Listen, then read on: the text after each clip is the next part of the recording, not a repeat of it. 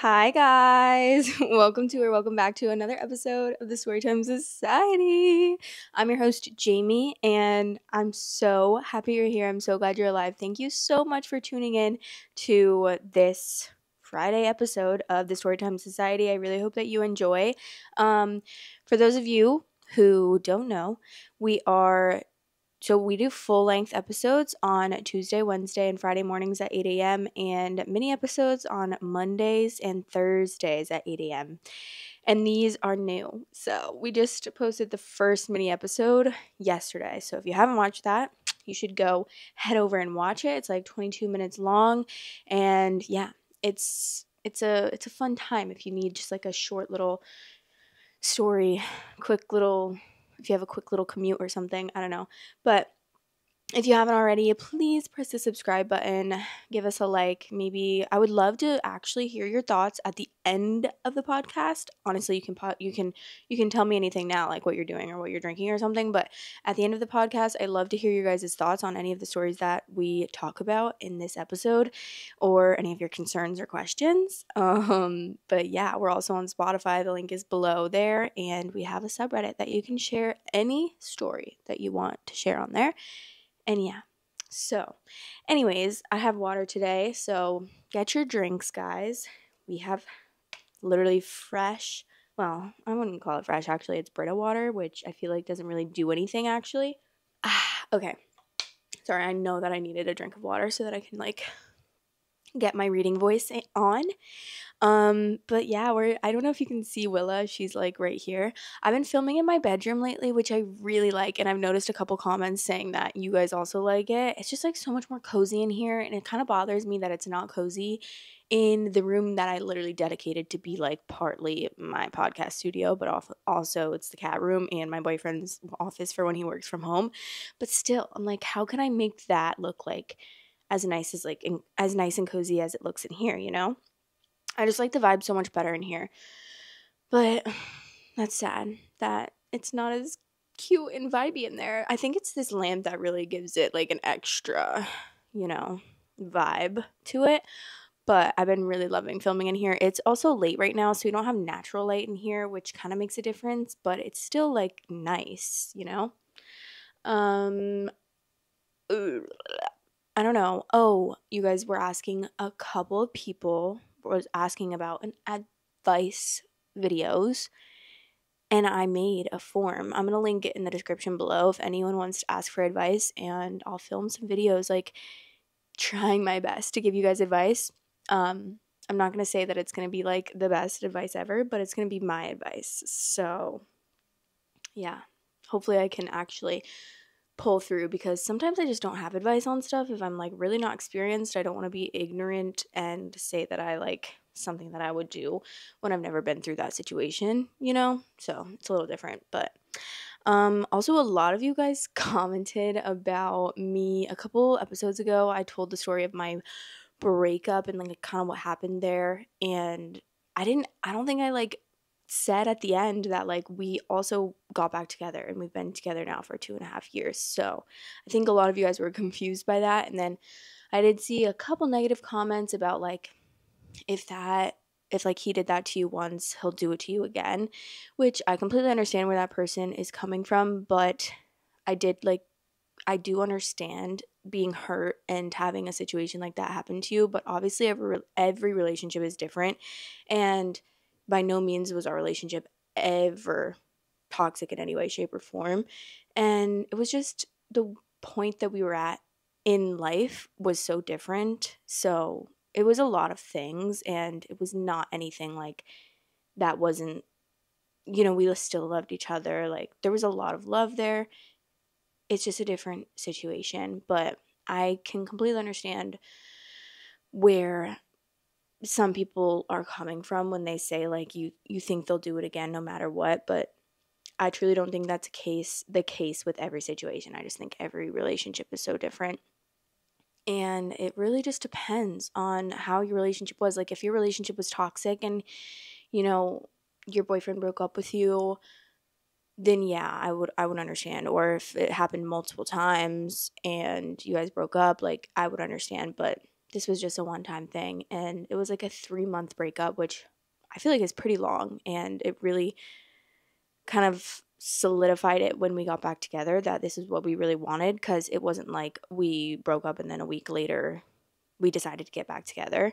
It was like we really had time apart and we didn't talk at all for those 3 weeks or 3 weeks, 3 months. And yeah, so then when we like got back together, it kind of was like, okay, we know that this is what we want, because it's, it's been so long. We had time to think, we had time to ourselves. I had a lot of time to learn about myself, which I really loved myself at the end of that like era. That 3 months, I did so much. I worked on myself so much. I learned so much about myself.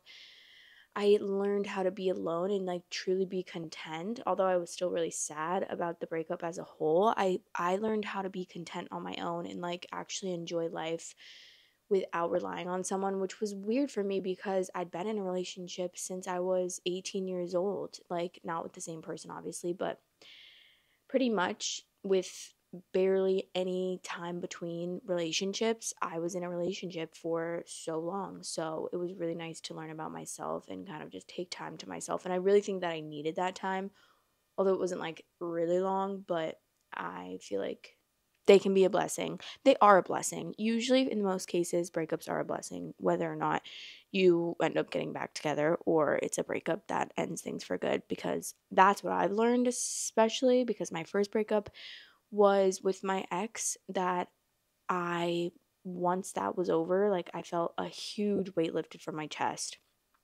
And then I got to like finally live my life and be like, oh my God, thank God I don't have to worry about like breaking up with someone every other day or them breaking up with me every other day. And like, it was just crazy, but I've talked about that a lot.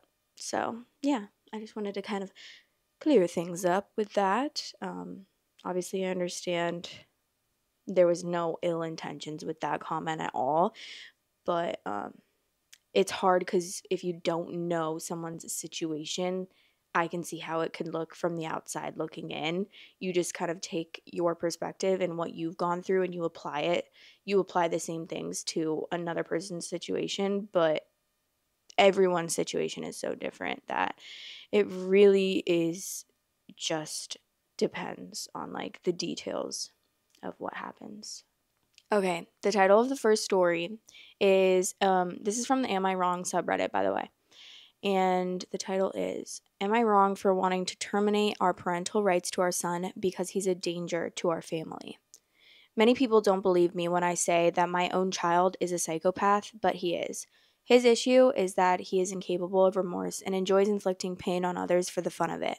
And he does it with a big smile on his face. If that is not psychopathy, how do you say that? If that is not, am I okay? Psychopathy. Yes, I got it right, motherfucker. If that is not psychopathy, then I don't know what is.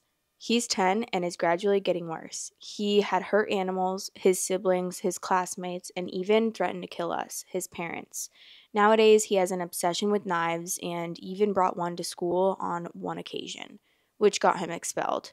Grounding him and taking him to therapy never worked because he doesn't feel badly about his actions. Every therapist he had seen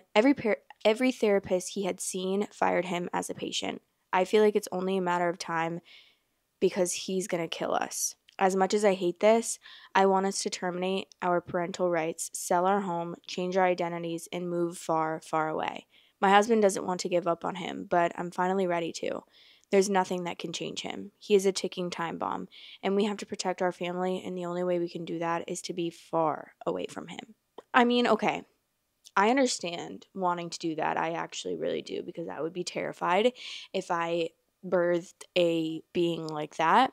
But the thing is, what are you planning on doing? Are you planning on like leaving him for everyone else to deal with? Like he's gonna go be a serial killer and do mass murder? Like what's gonna happen here? You guys are gonna be safe and far away from him, but you're gonna like put him in a situation where he's just going around foster homes and murdering his foster parents? Like I'm just a little bit confused about the plan here.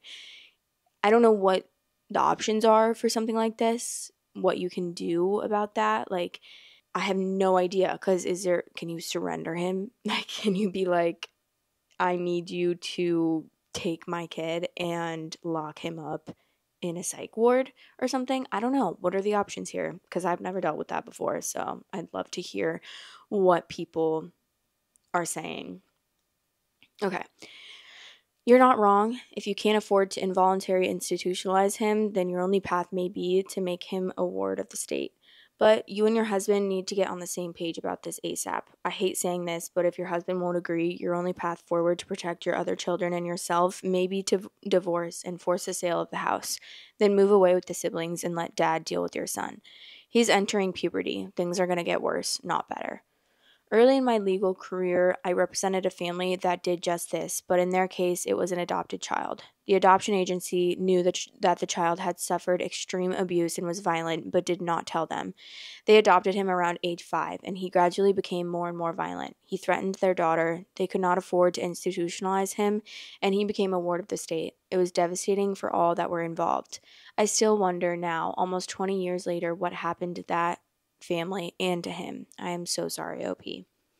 I've had similar cases on adopted children. I had one that was a bio child. One of the biggest issues is a lack of agreement between the parents.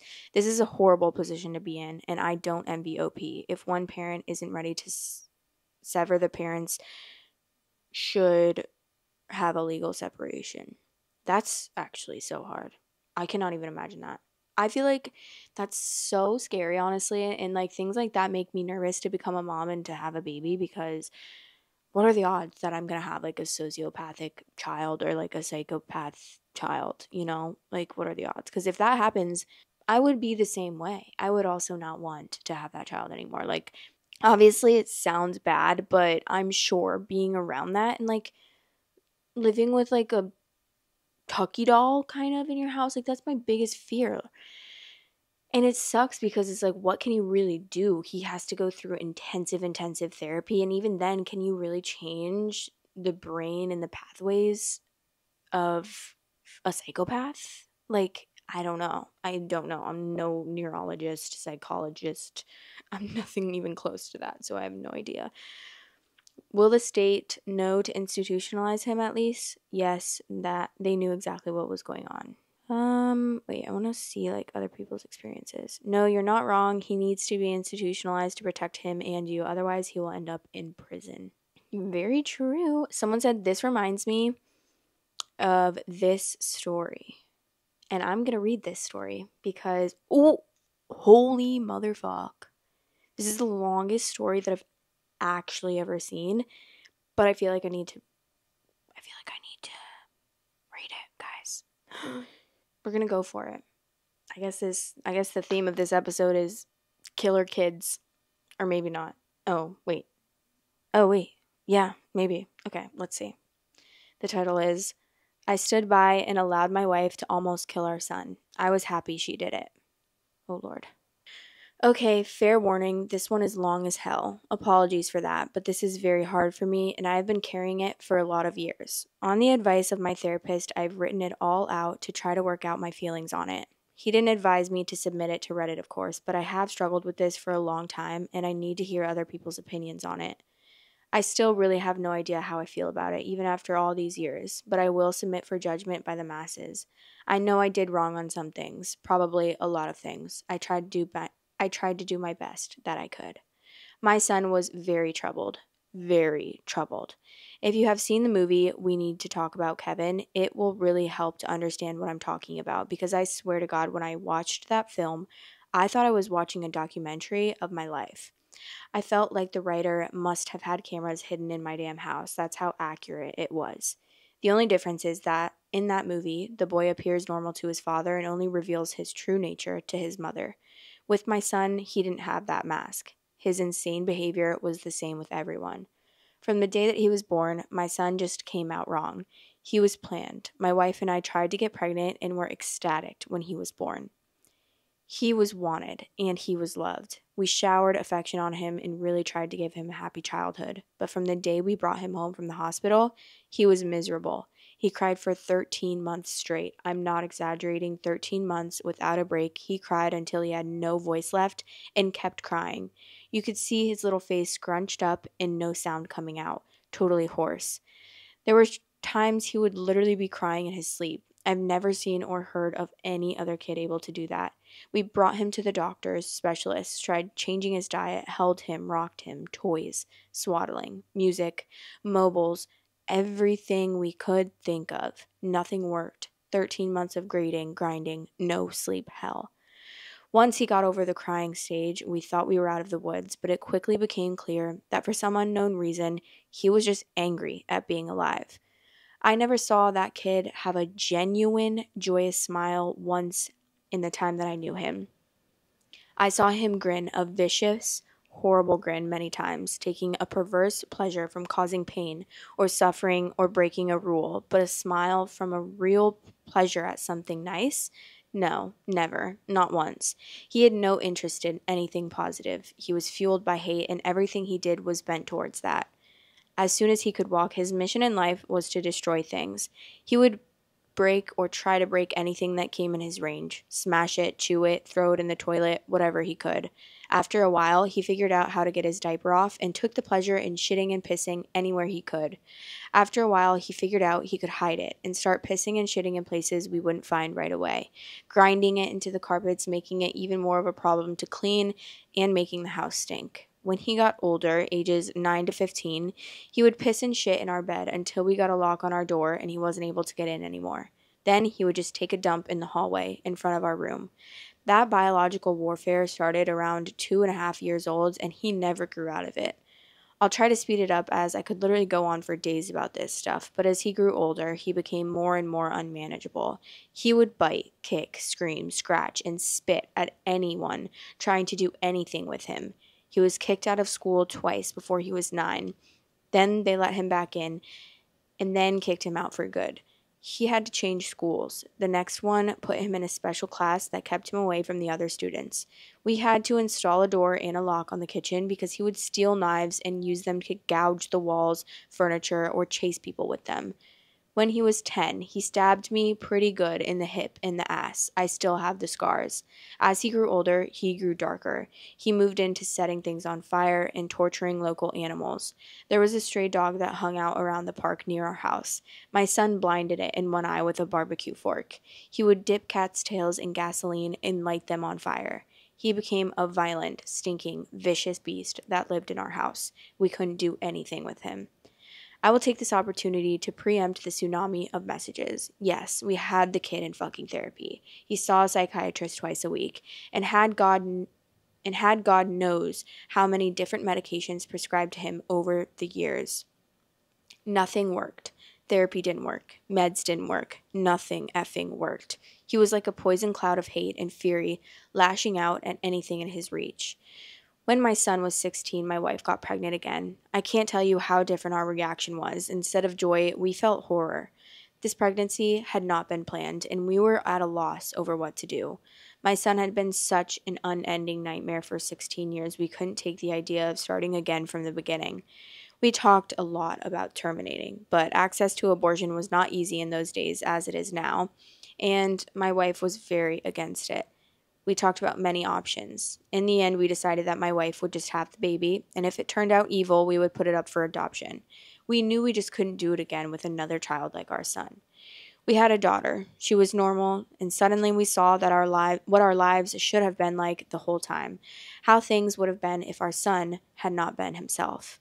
She laughed at things. She breastfed without biting. She didn't have teeth yet anyway, but you could tell she was just trying to eat and not tear her mom's breast off. After 4 months, she was sleeping through the night. She was happy. She was normal. I can't describe the relief and happiness we both felt. I don't even have the words for it. This is where I believe I may have started really pulling back for my son. Up until that time, whatever mistakes I made, I had always tried to do the best for my son. I'm convinced of that. I tried to help him and love him and care for him. I really tried. But when my daughter was born, my wife and I both instinctively just turned towards her. She became our focus, not from malice, but just because she was so much easier. She was so happy and sweet. Every moment we were with her, it was like magic. I understand this was wrong, but we honestly couldn't help it. I don't have a better explanation than that. My son hadn't given a shit about my wife being pregnant. I honestly don't know if he really understood it, but when we brought our daughter home, he started acting out even more. I didn't think it was possible, but he took it up another notch. Another notch. At this time, he was 17, and we were having blowout screaming matches daily. Usually, after we fought, he would storm out of the house and disappear for hours at a time, or come back for the next morning. It was a relief. I started to actually look forward to our fights because it would get him away from us for a while. After the birth of our daughter, my relationship with my son was almost entirely gone. Our only real interactions were screaming at each other. My wife was even worse with him. She just had nothing left, and by that time, if our son even came in the same room as her, she would just stop whatever she was doing and start screaming, "Get the F away from me! Get away! Get the F out!" until he left. He started spending more and more time out of the house, which was a blessing for us. I have no idea what he got up to out in the world, but we were just happy it wasn't being inflicted on us. As a consequence of our son's behavior, we had invested heavily in locks around our house.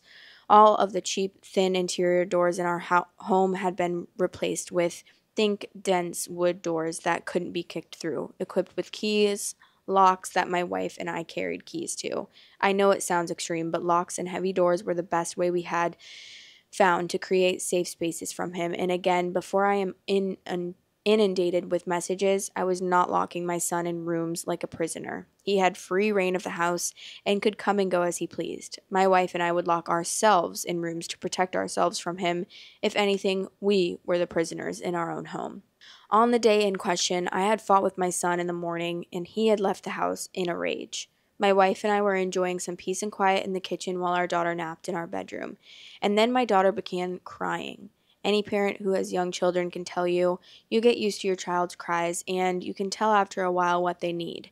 They cry differently if they're hungry or need changing or are just restless and want to be held. Babies can communicate pretty well before they can speak.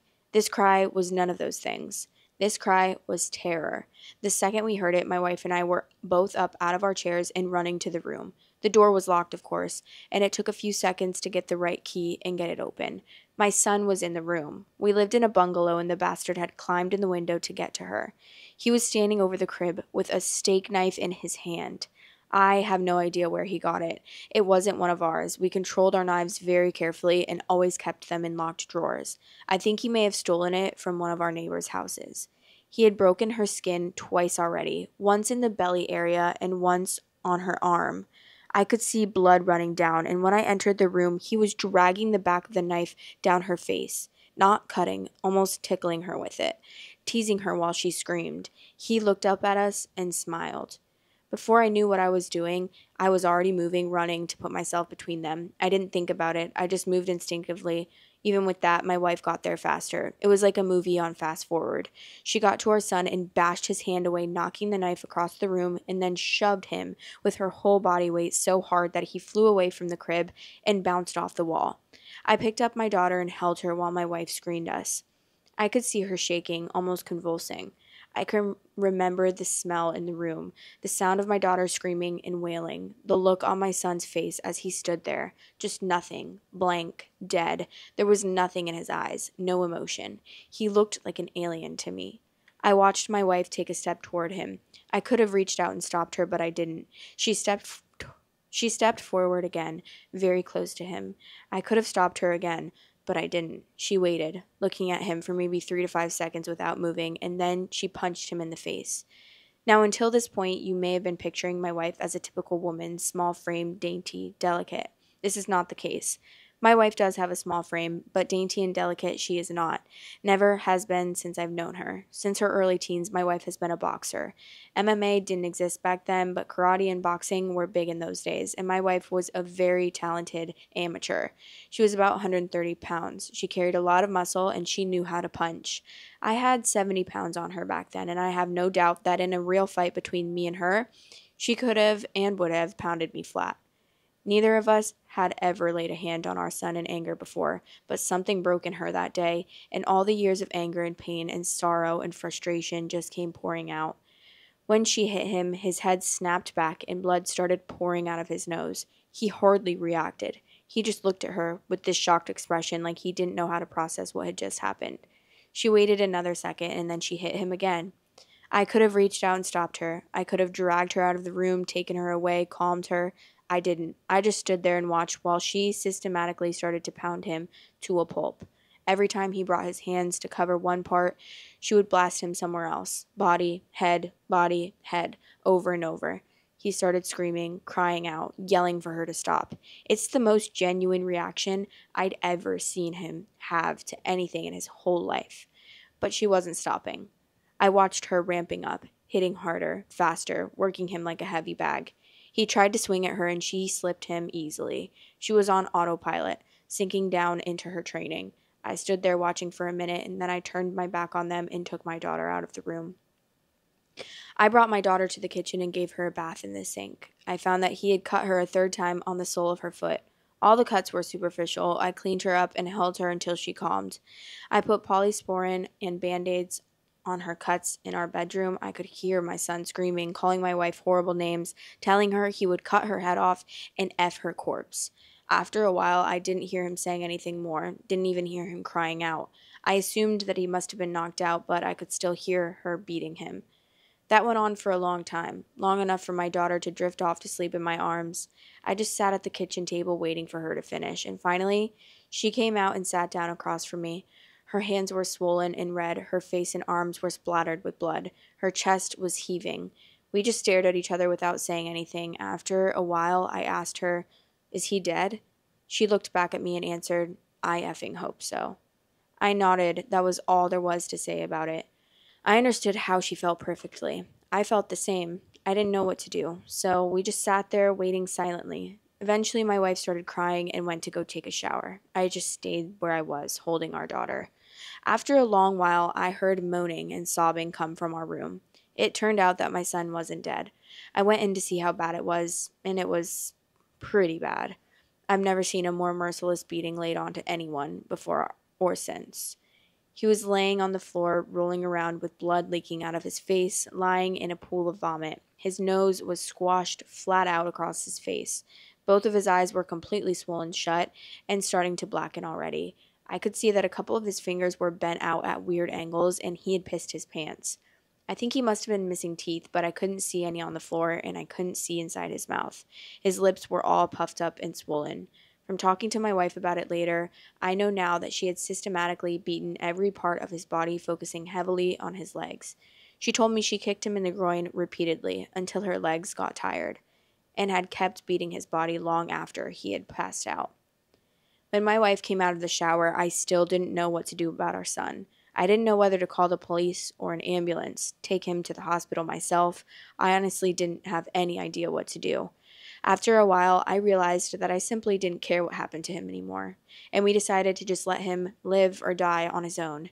There was an in-law suite in the basement that we had never really used, and my wife, my daughter, and I just moved down there. We simply ceded the top floor of the house to my son and locked everything down, separated our lives entirely.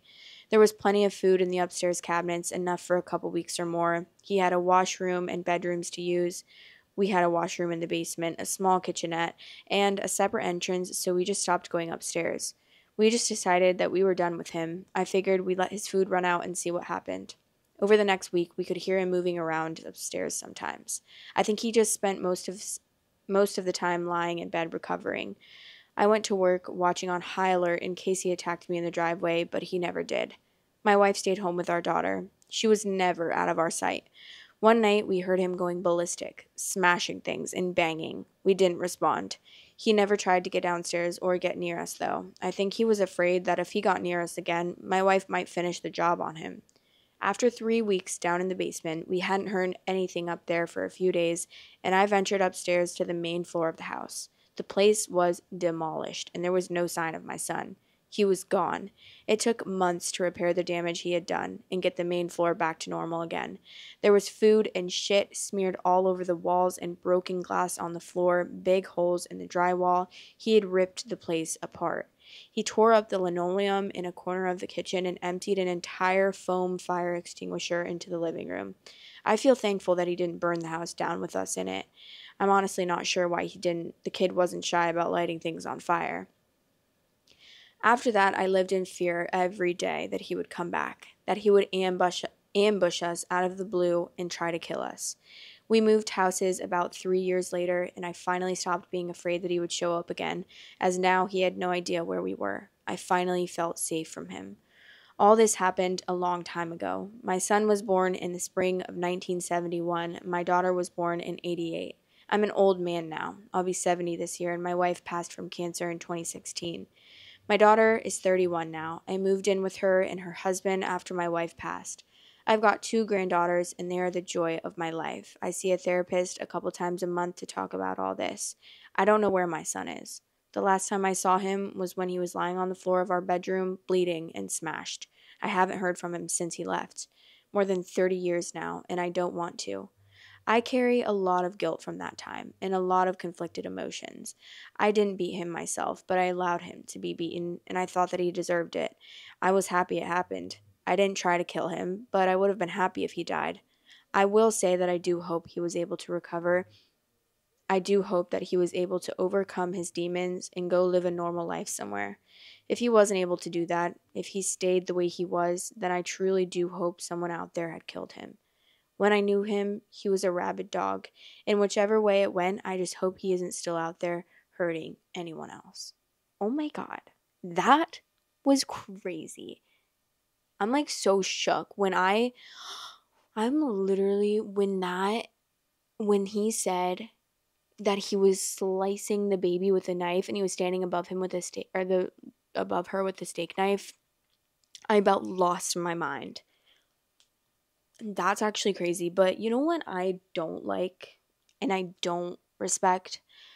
I mean, I understand that this is like trauma and this is really hard to go through, obviously. Like, I can't imagine. I've never like been through anything even similar to this, but I feel like I would feel guilty just leaving him to go hurt other people, you know? Like, one thing is that I really think about things that like would affect other people, and that's sometimes what kind of plays over and over again in my mind is like, oh, just wishing, just not even me, but other things. How is that going to hurt this person? How is that going to affect this person? And it's like that would be a heavy thing on my mind and be something that I would be really guilty about and feel really guilty about, because the responsible thing to do, I feel like, would be to, like, previously in the other post we were talking about, like, surrendering him to the government and having him be a ward of the state, because clearly that's what he needed. He had no, like, they did everything they could for him, and I understand that, but then they just let him go run free, like, to go kill other people. I'm sure this guy has killed at least one person in his life. There's no way in hell that he slices his little baby sister up and doesn't go kill someone. Like, whether it be that he's just crazy and randomly, like, accidentally kills someone because he, like, beats them or something, or, like, he stabs someone for fun but he didn't mean to kill them but then they die, or just, like, on purpose. I can see him just being like with his creepy ass smile. I literally picture it in my head and it's, like, scaring the fuck out of me. But I would literally have nightmares about that. And I just really wish they would have done something with him. Like, turn him over to the state. Say that I mean, I understand because she just beat the living shit out of him, and obviously, like, she would have gotten in big trouble for that. But the responsible thing to do, which I'm sorry to say, but it would be to turn him over to make sure that nothing would have happened to anyone else. Because to me, it's just selfish to be like, I'm just glad he's not inflicting pain on us. He left the house and we're free from him for a little bit. Like, when he would go and hang out or whatever he would do when he would leave after they would get in fights and stuff, I would be thinking all day, like, oh my God, is he out there killing someone? Is he out there killing animals? Like, how can you live with the fact that your own son is murdering cats and dogs? That alone would make me want to lock him up somewhere and not let him have access to other people or things or any living beings that he can, kill, because that's just crazy. I mean, obviously he was I don't know which is it? Is it a sociopath or a psychopath? I don't know. I feel like is a sociopath, right? Because like I know there's a distinction between the two, but I'm not really sure what it is. Let's look it up. What is the difference between psychopathy and sociopathy? Is that how you say it? Although the terms are often used interchangeably in conversation and popular culture, neither is an official diagnosis of the two. Psychopathy is generally seen to be more severe than sociopathy. So, is that how you say sociopathy? I don't know. Suggesting a complete lack of emotion and an inability to feel love or remorse. I thought that a sociopath was more. Okay, sociopath versus psychopaths. Sociopath may have a weak conscience, quick to anger when confronted with their behavior, often have legal issues and unstable personal lives. Psychopath typically lack a conscience, generally do not explode under pressure, only get into relationships to use other people. What? Okay, but which one is like more prone to killing someone? That's what I want to know. I don't know. Sociopaths and psychopaths both display challenging behaviors but differ significantly. Sociopaths tend to be impulsive and struggle to form stable relationships due to their volatile nature, while psychopaths, known for their manipulative tendencies, pose dangers due to a profound lack of empathy and remorse. So I feel like he was a sociopath because he definitely exploded and was crazy like that. Like he wasn't like, right? Because he's not like reacting super calmly and like that. He's more like quick to anger and freaking out and going ballistic. Okay, let's read some of the comments and see what other people think, because I don't know if mine is a hot take or not, but we'll see. Okay. To anyone in a similar situation, before you move, visit a lawyer and create a trust. If your last name is Smith, do not call it the Smith Family Trust. Put your new house, cars, etc. in the name of the trust, because online property searches are a thing. Okay, interesting. I just want to know what other people think, though. I don't know if this is real or not, but holy shit, what a ride it was. Children like this do exist. Their parents living in terror and police of no help. A friend works with a kid just like this, and they have to use the buddy system at her work for safety. There's nothing more that could be done now than that many years ago. You did your best, OP, and not much more you could do. Okay. I don't know, guys. I just feel like there is something more you could do. Like, hi, this person, my kid is insane. Can you please take him? Please. Wait, what? Sorry. I'm scared. Oh, no, never mind. He would have definitely murdered many people if it weren't for that intervention. How do you know he didn't? How do you know he didn't murder a bunch of people?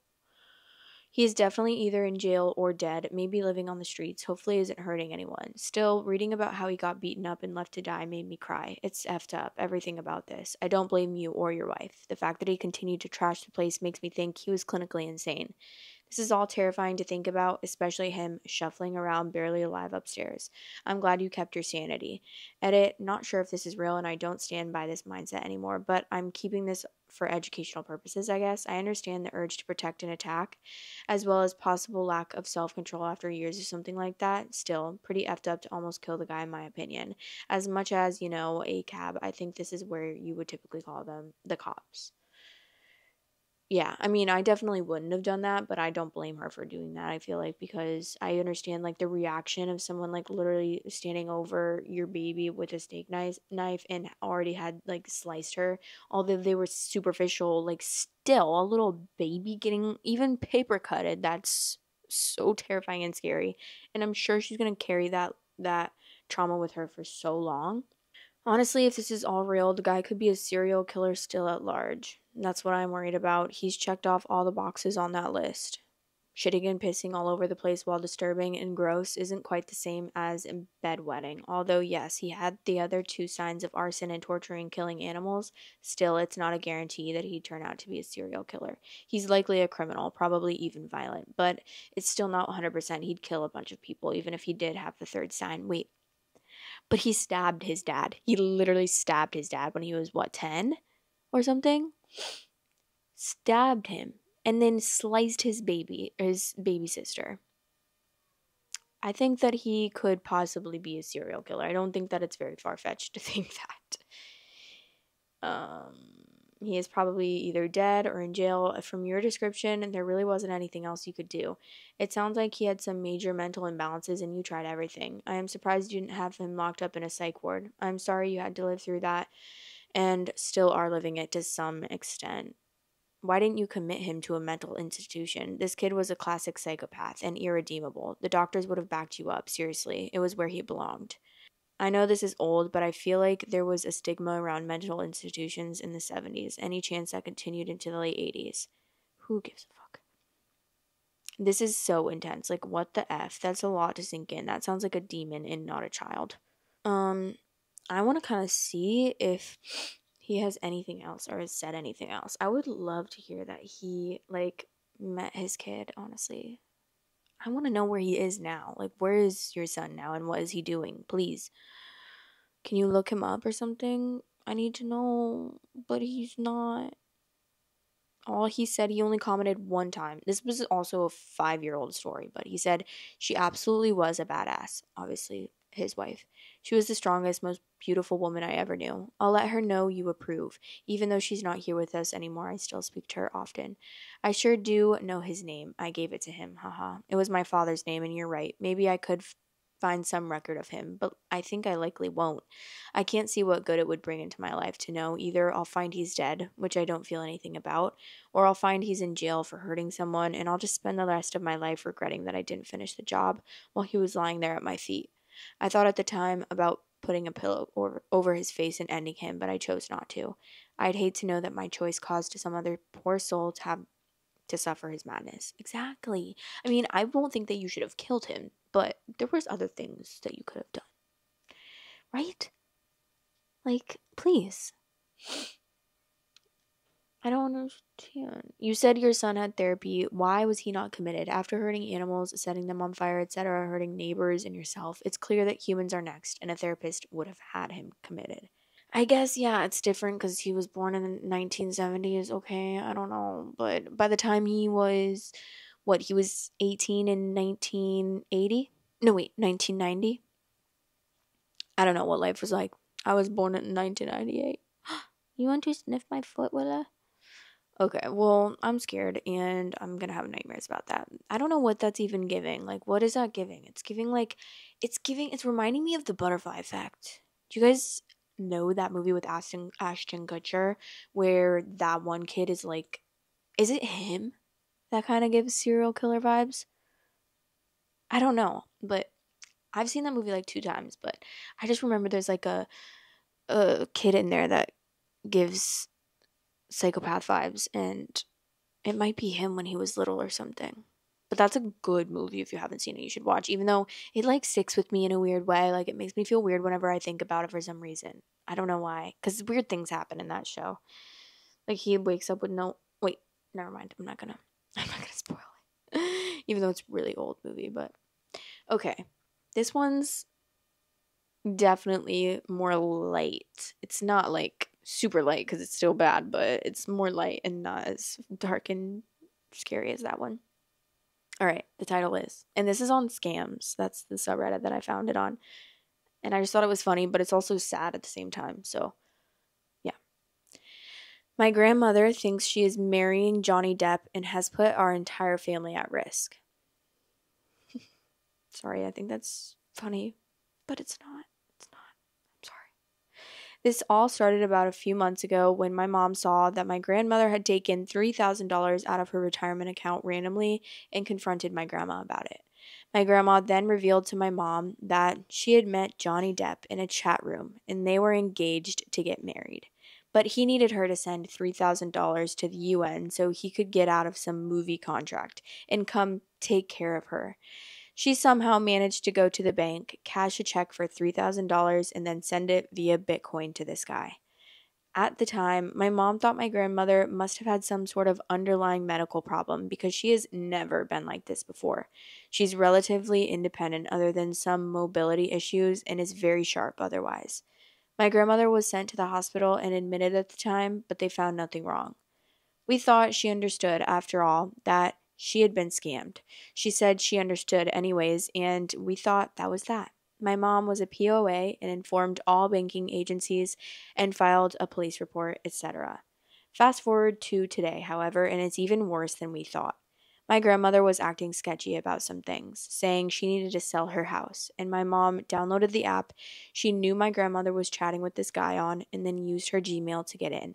Come to find out, my grandmother has now sent him her card information, told him her address and how much her house is worth, how much is in her account, my parents' names, numbers, and addresses, all of her grandkids' names and numbers, and even more.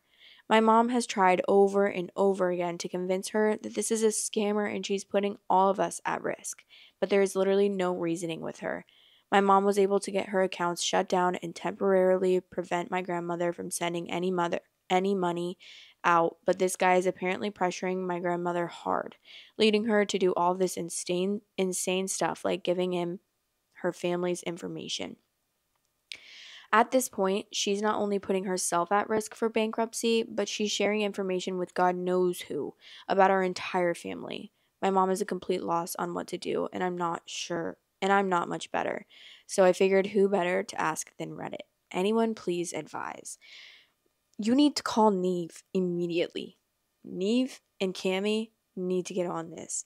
I feel like this, because I've seen a similar situation. I forget who it was, but this grandma was like, thought she was like dating this guy, this famous guy, and she really believed it. It was so scary.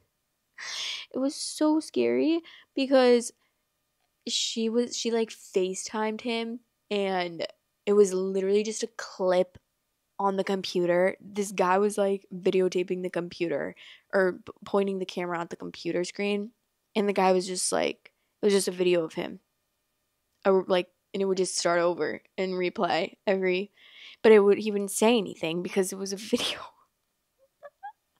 It was crazy. I was like, I cannot believe that generation can get tricked like that easily. She's like, yeah, he said that he was, so I believe him. I'm like, oh my God, that's so sad. You're so naive. Like, how do you not know that you can be scammed? Was that you didn't? No one ever got scammed back in the day. Like, even if it wasn't on the internet, still, no one ever got scammed. I find that hard to believe. Like, I feel like everyone knows there's scammers, and I think everyone's scamming me. Honestly, I will never give my social security number out, even if I'm the one that called the bank's number. Like, I still am like, I actually don't want to give that to you. Can I give you something else? Because I'm scared. I don't want my identity to be stolen and have to go through all that. So I feel like there should be an in between, but I'm definitely on like the crazy side of thinking everyone's scamming me, which I've probably like almost been scammed, I'm sure, multiple times, but I probably also passed up some like good stuff thinking I was being scammed, you know? But I don't know. I think that they should submit this to Catfish. Neve, if you're seeing this, this girl needs help. This was 23 hours ago. So I feel like it's new. So, and I know they're still making Catfish episodes. Let me be a guest on this episode, please, because that's just like scary to know that I feel like I don't even want to give my grandma my address anymore, because what if she does this? Because I feel like, I mean, at some point it's like maybe you don't have anything wrong with you that the doctors can say like you have Alzheimer's or like dementia or anything, but I feel like as when you get older you start to like, you start to, even without a diagnosis, you start to deteriorate a little. Your brain starts to go a little haywire. I don't know how old this grandma is, but she really thinks that Johnny Depp is gonna marry her. She really thinks that he needed $3,000 to get out of a movie contract. Like, you think Johnny Depp, genuinely, the fact that you think Johnny Depp needs a loan from you is your first issue. Sir, Johnny Depp is a millionaire. He does not need $3,000 from you. He does not need it, I promise. That's like the first thing. It's like, Come on, use a little bit of your brain cells and know that Johnny Depp is literally one of the most famous actors in the world. He's in so many movies, plays so many different characters. You think that he needs $3,000 from you? Also, didn't he just win the Amber Heard case? And she has to pay him like millions of dollars or something? She probably doesn't know that though. I cannot believe that people actually believe this kind of thing. It's actually so sad and crazy to me. Like, it's funny, but it's also really sad at the same time because it's like, okay, this poor grandma. There's no way this is the first time she's been scammed. I'm sure she probably gives out money like candy on the internet. Say you're Beyonce and she's handing you $1,000. She's like, yeah, I'm right there. Trust me, girl. Like, I got you. Sending it over now. I'm gonna wire you the money now. Sending you Bitcoin. I just can't believe that. But I really hope she gets help and Neve comes in to the rescue. Please, for the love of literal God, this woman needs an intervention ASAP by like an actual professional. Okay, anyways, it's like really dark. It's almost 7 p.m. and I need to eat dinner. And my nose is getting stuffy for some reason right now. I don't know why, but yeah. I hope you guys enjoyed this episode. And remember, please remember that we literally have episodes now every single day of the week, guys. I think I'm going to be fine. I think it's going to be fine scheduling and filming that often because I already do 3 times a week long episodes. So it's like, what's the difference doing like 2 short episodes extra? I feel like there's no difference, but it's going to be okay. And it's going to be fun because then I can like focus on like the mini episodes. I feel like I can focus on more like long updates and stories, or like I feel like I want to do I saw someone commented like, can you do revenge stories? And I looked up like a revenge subreddit and I gathered a couple of the revenge stories, and I feel like I want to do a little mini episode dedicated on like sweet revenge, like revenge, people getting revenge on someone. I have 3 stories for that episode. I don't know if that's like a good idea or not, but I felt like these were like interesting, and then it's something different because we don't really talk about like revenge stories on here.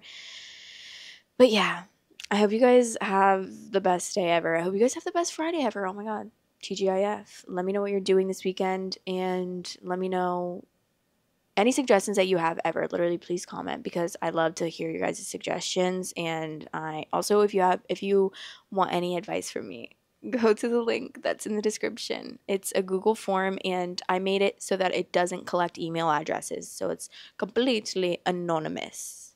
Okay? I love you, and I hope you have the best weekend and the best day ever. And I'll talk to you guys on Monday. Bye.